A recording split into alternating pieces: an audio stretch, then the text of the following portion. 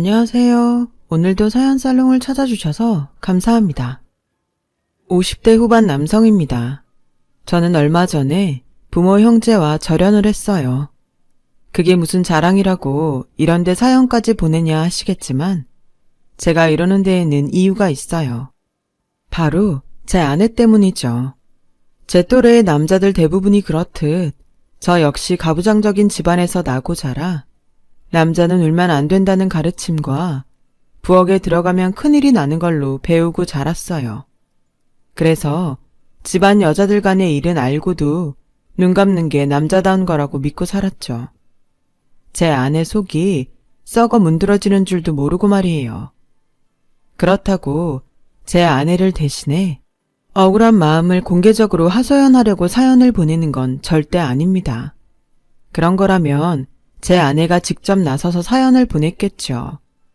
아내와 제가 만난 건 30대 초반 무렵이었어요. 잘난 두 형에 비해 공부에 소질이 없었던 저는 고등학교를 졸업하고 아버지를 따라 고향에서 농사를 짓고 있었어요. 지금도 그렇지만 당시에도 농사를 짓는 남자는 인기가 없었죠. 그래서 서울로 올라간 친구놈들은 다들 결혼해 자식까지 있는데도 저만 여전히 노총각 신세였어요. 막내 아들이 총각 귀신이 될까봐 한 걱정이었던 어머니께선 보는 사람마다 제 선자리를 부탁하셨고 그렇게 맞선 상대로 낳은 사람이 바로 제 아내예요. 아내는 조그마한 체구에 화장기 없이 앳된 얼굴을 하고 있었어요. 커다란 눈을 동그랗게 뜨곤 제 얘기 하나하나에 귀 기울이고 있는 모습이 어찌나 사랑스럽던지 나도 모르게 입꼬리가 위로 올라갈 정도였죠. 아내는 한참 제 얘기를 듣더니 어렵게 얘기를 꺼냈어요.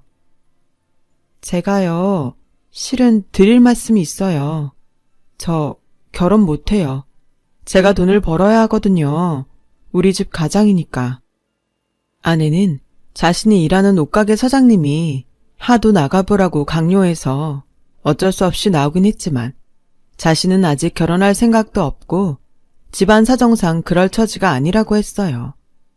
그 말을 들으니 순간 화가 나더군요. 이런저런 핑계를 다 떠나서 실상은 내가 농부라서 퇴짜를 놓으려는 게 분명하다고 생각했으니까요. 그래서 퉁명스럽게 말했어요. 나 참 그렇게 안 봤는데 순영씨 참 영악한 사람이네요.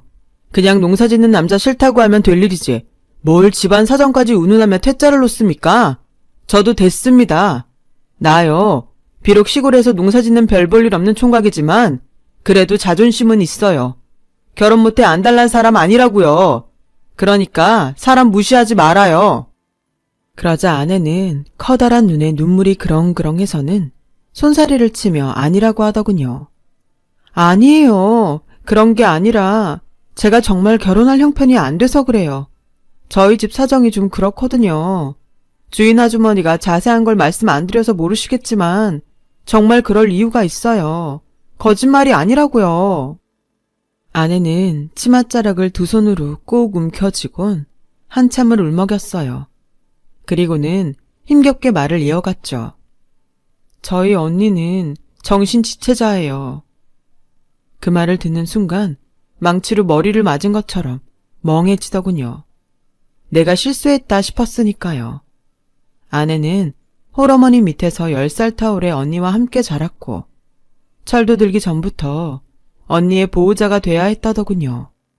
여자 혼자 몸으로 두 딸을 먹여 살려야 했던 장모님은 품팔이부터 방울장수까지 안 해본 일이 없을 정도로 밤낮 없이 뛰어다녀야 했어요. 어렸던 아내는 돈을 벌러 나간 엄마를 대신해 다 큰 언니를 돌봐야 했고요. 자기도 한창 엄마 손이 필요한 나이였는데 말이죠. 동네 사람들은 이런 가여운 처지를 보고도 도와주기는커녕 툭하면 처형한테 몹쓸 짓을 하기 일쑤였고 동네 코올리개들은 처형과 제 아내를 놀리고 괴롭혀댔던 거예요. 아내는 혼자서 그걸 막아내야 했죠. 누구도 자매를 도와주지 않았으니까요. 뿐만 아니라 일을 다니는 엄마를 대신해 집안 살림까지 해야 했으니 고생은 이루 말할 수 없을 정도였죠. 씨는 인간이 감당할 수 있는 시련만 준다고 하던데 제 아내가 살아온 인생을 보면 그것도 아닌 것 같습니다. 아내가 초등학교 5학년이던 무렵 장모님은 처형을 이웃마을로 시집을 보냈어요. 처형보다 나이가 무려 17살이나 많은 남자였죠. 그럼에도 시집을 보냈던 건 제 처의 고생을 조금이나마 줄여주려고 그랬던 것 같습니다. 매파는 남자가 5년 전 아내와 사별하고 중학생 아들과 단 둘이 살고 있다고 했는데 막상 시집 가보니 다 거짓말이었던 거예요. 죽었다던 전처는 사실 집을 뛰쳐나간 거였고 아들과 단 둘이 산다는 말과 달리 시어머니가 안방을 차지하고 살고 있었던 겁니다. 그뿐 아니라 자동차 공장에서 일을 한다던 남편이란 작자는 직장도 없이 술과 노름에 빠져서는 지 부모한테도 주먹질을 하는 인간 말종 같은 개놈이었던 거예요. 게다가 시어머니란 사람은 어찌나 표독한 인간인지 며느리한테 밥도 제대로 안 주고 몸종 부리듯 집안일이며 농사일까지 부려먹기 일쑤였죠. 한마디로 처형은 그 집의 식모 겸 일꾼으로 들어간 거였어요. 그 사실을 몰랐던 아내와 장모님은 그저 처형이 잘 살기를 바랄 뿐이었고 틈틈이 쌀이며 돈까지 붙여주며 고마움을 전하곤 했었죠. 장모님은 시집가고 한 번도 친정을 찾지 않는 큰딸이 내심 걱정이 됐지만 부족한 딸 자식을 걷어준 사돈과 별탈 없이 잘 살아주는 사위한테 고마워 무소식이 희소식이다 생각했다더군요. 그런데 그 일이 터지고 만 거예요. 1년 중 가장 춥다는 소환을 맞아 TV에선 꽁꽁 얼어버린 전국 각지 소식이 들리던 날이었죠. 당시 중학교 2학년이던 아내는 날이 추워 일도 못 나가고 집에 있던 장모님과 일찌감치 아랫목에 누워 잠을 청하려고 했는데 그때 문 밖에서 끙끙 앓는 소리가 들리더랍니다. 들짐승인가 싶어 외면하고 자려는데 희미하게 순영아 하고 부르는 소리가 들려서 나가보니 한겨울에 혹겹 차림으로 피칠갑을 한 처형이 마당에 쓰러져 있더라지 뭡니까. 아내와 장모님이 달려들어 방에 눕히고 몸을 닦아주는데 글쎄 온몸에 검붉은 멍자국이 선명하게 들어있었던 거예요. 그 외에도 멍든 지 좀 돼서 흐려진 멍자국도 보였고요.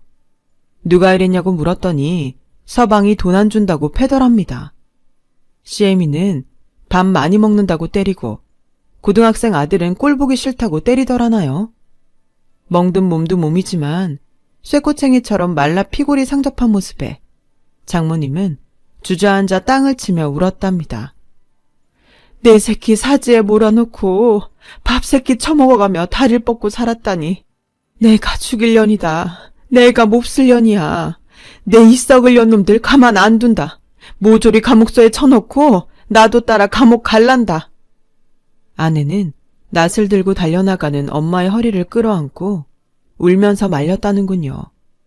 엄마까지 잘못되면 자긴 못 산다고 일단 언니부터 살려내고 싸우든 죽이든 하자고 했다네요. 울고불고 매달리는 작은 딸의 모습이 측은했던 장모님은 딸의 말대로 일단 큰딸부터 살리자 했던 거예요. 이후에 장모님과 제 처가 사돈댁에 찾아가 따졌더니 오히려 처형 탓을 해가며 돈을 물어내라고 하더랍니다. 집안 살림도 안 하고 온 동네 남자들과 어울려 다니고 돈만 펑펑 써댔다나요? 오죽하면 고등학생 손주가 창피해서 못 살겠다고 성화라며 그동안 써댄 돈이나 물어내라고 말이죠. 이미 동네 사람들을 통해 사위가 노름미천 구해오라고 매질을 했다는 사실을 전해들은 장모님은 안 싸둔 머리채를 움켜쥐었고 그렇게 싸움이 벌어지고 만 거예요. 결국 신고를 받고 순경까지 달려왔고 처형은 이혼을 하게 되었죠. 말이 이혼이지 알고 보니 혼인신고도 안 돼 있더랍니다. 여전히 본처가 호적에 남아있었거든요. 그렇게 처가로 돌아온 처형은 그동안 못 먹고 산 탓인지 식탐을 부렸고 그렇게 몇 달이 지나자 배가 불러오기 시작한 거예요. 임신을 한 거였죠. 장모님은 그런 딸을 보며 제 몸 하나 건사 못하는 주제에 애까지 뱉다고 간장까지 먹였지만 처형은 배를 움켜쥐곤 필사적으로 자식을 지켰어요. 그리고 그해 가을 아들을 출산하게 되었죠. 저와 맞선을 보던 당시 아내는 친정 식구는 물론 조카까지 키우고 있던 참이었어요. 마치 친자식처럼 말이죠. 상황이 이러니 아내가 결혼할 생각을 할 수 있었겠어요? 당장 자기가 시집을 가면 가족들은 손가락을 빨게 되는데 말이에요. 맞선 자리에서 생각지도 않았던 아내의 불우한 인생 얘기를 듣고 나니 가슴이 미어지는 것 같았어요. 이 가녀린 여자가 무슨 죄가 있다고 이 고생을 하고 사나 싶은 게 나라도 이 여자의 비빌 언덕이 되어야겠다고 생각했어요. 그래서 덥석 손을 잡고는 결혼하면 처가 식구는 물론 조카도 내 자식처럼 키워줄 테니 다시 한번 생각해달라고 부탁했어요. 그러자 아내가 깜짝 놀라더군요. 내심 갈등이 되는 모양이었어요. 그래서 쇳불도 당김에 빼라고 바로 사귀자고 얘기를 했어요. 일단 만나보고 정 아니다 싶으면 그때 그만둬도 되지 않겠냐고 말이죠. 그렇게 1시간 동안 끈질긴 구애 끝에 우리는 연애를 시작하게 되었어요. 평생 가족들 건사하느라 연애 한번 못 해본 아내는 저와 함께하는 모든 게 처음인 여자였어요. 극장에서 영화를 보는 것도 처음이고 유원지에서 오리배를 타는 것도 처음이었죠. 별것도 아닌 솜사탕 하나에 세상을 다 가진 것처럼 기뻐하는 이 여자가 너무 사랑스러웠어요. 내 옆에 두고 평생 웃고 살게 해주고 싶더군요. 그래서 만난 지 1년 만에 청혼을 했고 부모님께 이 사실을 말씀드렸어요. 그랬더니 집에서 난리가 난 거예요. 특히 선자리를 만든 어머니가요. 이런 미친놈! 세상에 여자가 없어서 그런 걸 신부감으로 들여? 내 나중에야 그 집안 사정 듣고는 옷가게 주인 여자 머리채를 잡으려다 참았다. 어디 그런 집구석을 우리 집에 들이대? 너 정신 차려라. 내 눈에 흙이 들어가기 전까지는 이 결혼 절대 안 되니까 마음 접어. 집안이 무슨 상관이에요. 이 사람 정말 괜찮은 여자라고요. 착하고 부지런하고 부모님 위할 줄 아는 여자예요. 이런 사람 또 없어요. 어머니가 반대하셔도 저 결혼할래요. 이 여자 절대 안 놓쳐요. 그 바람에 어머니는 머리를 싸매고 누웠고 서울에서 두 형들까지 번갈아 전화를 해가며 절 회유하러 들었어요. 하지만 그러면 그럴수록 결혼에 대한 의지만 불타올랐죠. 왜 그렇잖아요. 옆에서 반대하면 더 하고 싶은 심리요. 그러자 보다 못한 아버지께서 아내를 한번 만나보자고 하시더라고요. 그래서 나를 잡아 읍내 다방에서 만나기로 했어요. 아버지와 마주한 아내는 손가락을 바르르 떨면서 고개를 숙인 채 앉아 있었어요. 누가 보면 죄짓고 벌 서는 줄로 알았을 거예요.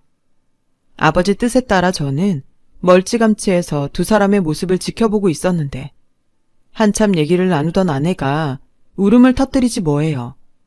그래서 벌떡 일어나 달려갔어요. 그리곤 아버지, 도대체 뭐라고 하신 거예요? 이 사람이 뭘 잘못했다고 울리냐고요? 혼내시려거든 저를 혼내세요. 이 가여운 사람 눈에서 눈물 뽑지 마시라고요. 그러자 아내가 제 손을 잡으며 이러지 말라고 아버님한테 뭐 하는 짓이냐며 안달을 하지 뭡니까? 그러자 아버님이 그러시더라고요. 이놈아, 넌 그놈의 성질부터 죽여. 전후 사정도 모르고 날뛰지 말고. 아가, 그럼 어머니께는 일간 찾아뵙겠다고 전하거라. 네? 아버지 그게 무슨 말씀이세요? 이놈아, 혼인을 하려면 상견례는 해야 할 거 아니냐. 내 할 말은 끝났으니 나머지 얘긴 둘이 하도록 하고 먼저 일어나마. 걱정과는 달리 아버지께선 바로 결혼 승낙을 해주셨어요. 훗날 아내한테 그날 아버지께서 뭐라고 하시더냐고 물었더니 아버지께서 기특하다고 하시더래요. 지금껏 살면서 세상 사람들한테 손가락질이나 받았지 따뜻한 위로는 처음이라서 그렇게 눈물이 나더랍니다. 그 말을 들으니 제 아버지지만 참 멋진 분이란 생각을 했습니다. 아버지의 허락 덕분에 우리는 그의 봄에 식을 올릴 수 있었어요.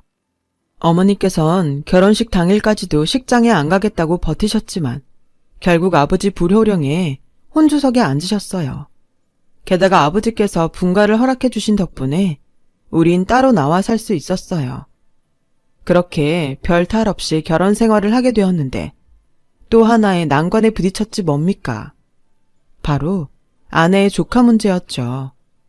결혼 전에 조카를 아들처럼 데리고 살겠다고 하던 약속을 지키려고 처가에 들러 당시 국민학생이던 조카를 데리고 왔는데 어머니께서 그 사실을 알곤 제가 밭에 나간 사이 득달같이 달려와선 제 아내를 잡기 시작한 거예요. 누나와 함께 말이죠. 아버지와 함께 밭일을 하고 있는데 눈물 범벅이 된 조카가 우리 이모 죽는다고 달려왔더라고요. 집에 달려가 보니 어머니께서 아내의 진보다리를 마당에 던지고 계셨어요. 니년이 뭔 말로 시아버지를 속였는지 몰라도 나는 안 속는다. 네 속에 들어있는 능구렁이 내 눈엔 훤히 보이거든. 그러니까 당장 네 집에서 나가. 하다 이젠 병신언니 자식까지 내 아들한테 떠넘기려 들어? 어림도 없다 이년아. 하긴 니년 애미가 그 모양인데 딸년이 뭘 보고 배웠겠니? 부족한 딸년 시집 보내면서 장롱 한 짝도 안 들려보내는 게 애미냐? 네, 그동안 며느리를 둘이나 들였지만 너처럼 맨몸으로 들어온 건 없었다. 대학까지 나오고도 바리바리 싸들고 오는데 니깎게 뭐가 잘났다고 그깟 몸뚱아리 하나 딸랑 들고 들어와? 그래놓곤 조카까지 끼고 살겠다고? 여들의 삶은 호박에 이 안 들어갈 소리 그만하고 어서 나가! 안 나가! 어머님, 제발 한 번만 이해해 주세요. 조카만 데리고 살게 해주시면 제가 뼈 빠지게 열심히 일해서 어머님 아버님 극진히 모실게요. 그러니 제발 한 번만 봐주세요. 옳게 시부모님 극진히 모시는 건 당연히 해야 하는 일이야. 그걸 가지고 생색내듯 말하면 안 되지. 정 조카를 데리고 살겠으면 매달 다만 얼마라도 시댁에 돈을 내놓든가. 그런 성의도 없이 무조건 이해해달라고 하는 건 너무 뻔뻔하지 않아? 그 말에 아내는 죽다 살아난 사람처럼 얼마를 드리면 되겠냐고 물었어요. 그러자 어머님은 쌀 한 가마니 정도는 돼야 하지 않겠냐고 하셨고 누나는 1년 내에 2번은 받아야 한다고 했어요. 그때였죠. 아버지께서 그 소리를 듣고는 벼락같이 소리를 치셨어요. 이게 무슨 짓들이야? 누구한테 돈을 받아? 어떻게든 살아보겠다고 발버둥 치는 애들한테 뭐라도 해줄 생각은 못하고 돈을 받아? 이 망할 여편네 같은 이라고 당장 나오지 못해. 그리고 넌 출가 왜이니? 왜 내 며느리한테 이래라 저래라야? 네 시부모님한테 가서 며느리 노릇이나 똑바로 하고 살아. 그리고 결혼 전에 이미 끝난 얘기니까 앞으로 조카 문제는 꺼내지 마라. 당신이 키워줄 거 아니면 새아기한테 아무 소리 하지 말란 말이야. 알아들어? 당장 나와. 너도 어서 네 집에 가. 어머니는 이번 일만큼은 절대로 양보 못하겠다고 버티셨지만 아버지께서 제주도 여행을 시켜주시기로 하자 못 이기는 척 양보해 주셨어요. 그렇게 처조카는 우리 집에서 살 수 있었어요. 대학에 합격해 서울로 올라갈 때까지 쭉이요. 그리고 몇 년 뒤 아내의 든든한 바람막이셨던 아버지께서는 한여름 땡볕에 밭에서 쓰러지셨고 상황은 급변하고 말았어요. 아버지께서 거동은 물론 대소변까지 받아내야 하는 상황에 이르자 어머님 목소리를 키우기 시작하셨고 아내 눈에선 눈물 마를 날이 없어졌어요. 집안일에 농사일, 심지어 시아버지 병수발까지 모조리 아내 몫인 데다 시집살이는 더 매서워졌거든요. 아버지가 쓰러지신 지 1년 정도 됐을까요? 어머님이 느닷없이 더는 이렇게 못 사시겠다며 돌연 서울 큰형님 댁으로 가버리셨지 뭡니까? 널 그렇게 애지중지하던 분 아니냐? 네가 양심이 있다면 네 시아버지 병수발은 네가 맡아서 해야지. 안 그러니? 난 이제 나이도 들고 힘이 붙여서 더는 못하겠으니 네가 네 시아버지 모시고 살아라. 그간 네 친정 식구들 먹여 살리느라 우리 집 곳간을 좀 털어갔니? 그러니 너도 성의를 보이란 말이다. 알겠니? 그럼 난 이만 가보마. 그날 이후 아내는 내리 7년을 아버지 병수발을 하며 살았어요. 대소변을 받아내는 건 물론이고 제가 없을 때는 아버님 목욕까지 혼자 시켜드리곤 했어요. 싫다는 말 한마디 없이 말이죠. 곁에서 지켜보는 제가 다 미안할 정도였죠. 그러는 동안에도 어머니는 물론 형님 내외는 1년에 한두 번 들여다보는 게 고작이었어요. 와서는 아버지 얼굴이 안 좋아졌네 어쩌네 이딴 소리나 하고 병수발 드는 제 아내한테 고마워하기는커녕 마치 당연히 해야 하는 일인 것처럼 떠들다 가곤 했어요. 제가 한마디 하기라도 하면 그간 친정 식구들 건사한다고 빼돌린 돈이 얼마야. 조카 데려다 키운다고 그 비싼 대학 등록금까지 대주고 그게 다 누구 돈이냐고. 그런 거 다 눈 감아줬으면 당연히 이 정도는 할 수 있는 거 아니니? 그러니 야속타 생각 말고 네 아버지 병간호나 제대로 해. 양심이 있으면 그 정도는 해야지.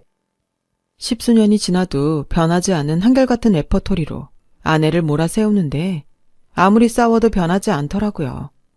괜히 그럴 때마다 제 아내만 더 상처를 입어서 결국 저도 입을 다물게 되었어요. 그렇게 쓰러지신 지 8년이 지난 어느 가을날 아버지는 세상을 떠나셨어요. 마지막 가시는 길에도 막내 며느리 사랑은 여전하시더군요. 아버지는 돌아가시기 일주일 전쯤 아버지 명의로 된 땅을 모두 제 아내 앞으로 해주셨어요. 제 아내는 한사코 안 받겠다고 했지만 아버지는 두 손을 꼭 쥐시곤 눈물을 흘리시며 며느리를 설득시키셨죠. 혹여 나중에라도 그 땅 때문에 분란이 일까 싶어서 서울에 계신 어머니께 이 사실을 알려드렸더니 콧방귀를 끼시더라고요. 그깟 농지가 얼마나 하냐면서 알아서 하라고 하시더군요. 사실 서울로 올라가실 때 돈 되는 땅은 이미 팔아서 가지고 가신 터라 남은 땅은 별 볼 일 없는 거였거든요. 그래서 형들과 누나도 별 말 없이 넘어가는 분위기였어요. 그렇게 아버지께서 돌아가신 지 3년이 지났어요. 아버지 계실 때는 그래도 1년에 한두 번은 찾아오던 식구들이 제사 때도 이런저런 핑계를 대며 하나 둘 빠지기 시작하더라고요. 어머니도 이젠 오가는 게 힘드시다며 내년부턴 저희들끼리 지내라고 하셨죠. 그렇게 제사를 마치고 큰형님 내외와 서울로 올라가시려는데 이장님이 찾아오신 거예요. 소문 듣고 왔다면서요. 땅 팔았다며 5억도 넘게 받았다 그러던데 사실이야? 그게 그렇게 될 땅이 아닌데 이게 뭔 일이래? 땅 판 돈으로 옆 동네에 집 짓는다며 친정 식구들 모시고 살려고? 하긴 그간 시아버지 병수발도 혼자 다 했는데 이젠 친정 식구도 챙겨야지. 잘했네 잘했어. 그 말에 막 차에 오르려던 어머니께서 버선발로 달려오셨어요.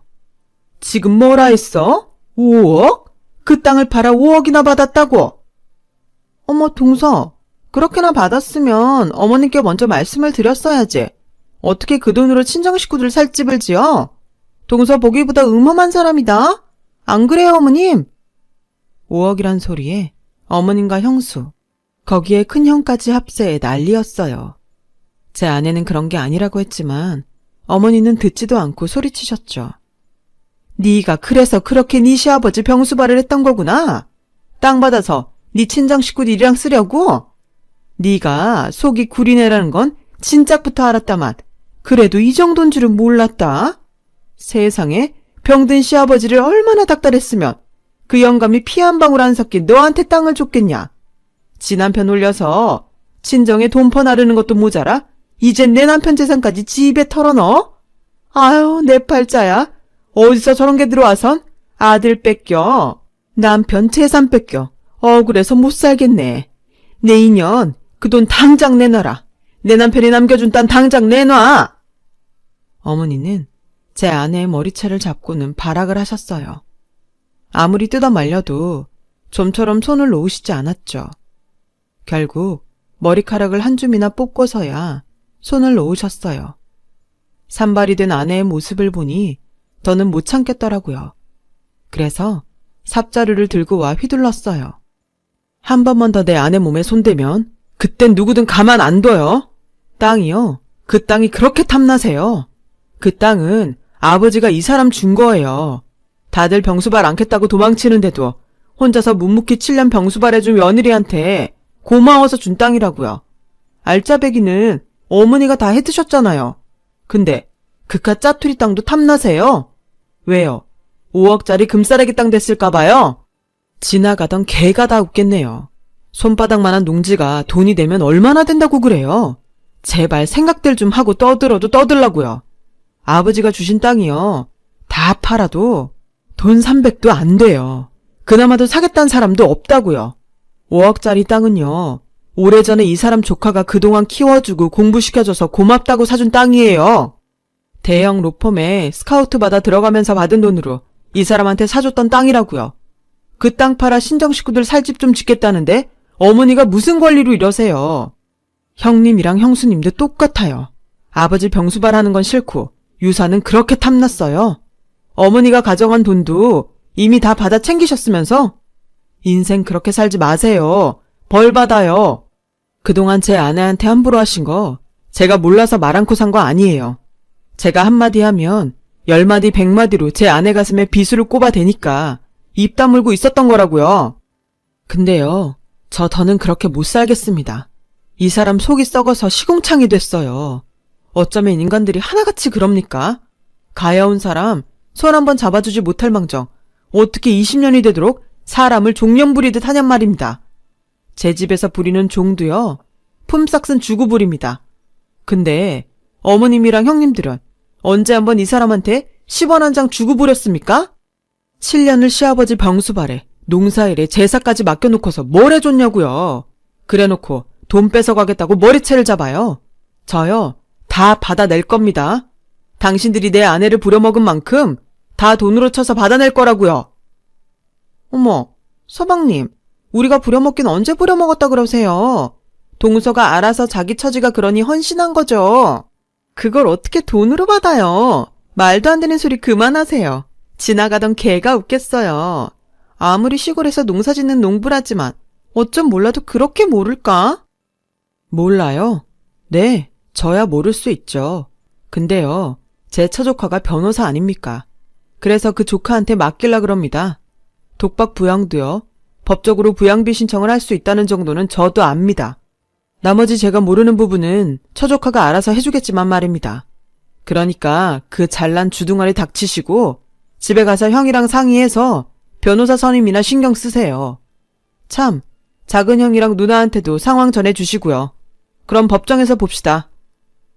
전 아내를 데리고 집으로 들어갔어요. 어머니랑 큰형 내외는 한참을 밖에서 실랑이를 벌이더라고요. 아내는 자기 때문에 집안에 분란을 일으켰다고 걱정을 하는데요. 걱정 붙들어 매라고 했습니다. 왜 영화 대사에도 안 나옵니까? 호의가 계속되면 권리인 줄 안다고. 아무리 제 가족이지만 인간이 그러면 안 되는 거죠. 그래서 이참에 인생 교육 확실히 시켜주려고 합니다. 그래야 세상에 호구는 없다는 걸 알게 되겠죠. 참, 제가 이렇게 사연을 보내게 된 거는요, 다름이 아니라 제 아내한테 할 말이 있어서예요. 직접 보고하면 좋겠지만 아직은 쑥스러워서 여간 힘든 게 아니네요. 순영아, 기특하고 사랑한다. 남은 인생은 내가 당신의 바람막이가 돼줄 테니까 아무 걱정 말고 내 품에 딱 붙어서 살아. 알았지? 고맙고 존경합니다. 지금까지 제 사연을 들어주셔서 감사합니다. 옆에 있는 소중한 사람들과 즐거운 인생 사시길 바랍니다. 여러분, 사연 댓글에 응원과 현명한 조언 부탁드려요. 좋아요와 구독은 저에게 큰 힘이 됩니다. 오늘도 좋은 일 가득하세요.